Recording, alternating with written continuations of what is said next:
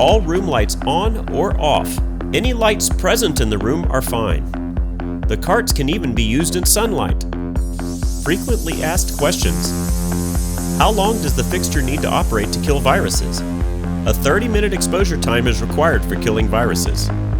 What if I want to disinfect a larger area than the square footage that is listed in the specifications of this product?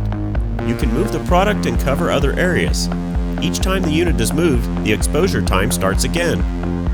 What if obstacles are in the way of the UV light while it's disinfecting? You will need to move objects around and disinfect again for another 30 minutes. If the cart does not have a direct line of sight, it will not disinfect. This is a non-ozone UV generating product, so it does not penetrate through solid surfaces and will not reflect and clean the underside of objects or behind objects. If you do not have a direct line of sight from the light, you will need to move it around or move the obstacles to create proper exposure. Do I need to wear protective gear? Yes, UV radiation is not safe for your eyes or skin. Is this product skin safe or eye safe? No. UV radiation is not safe for the eyes or skin. Please read the manual for UV safety requirements. Here are some general guidelines for safe operation of UV sanitation lights. Never look directly at the light when it is activated. Use protective eye and face gear. Cover the hands, arms, neck, legs, and other exposed body parts. Avoid touching a disinfection lamp that is on.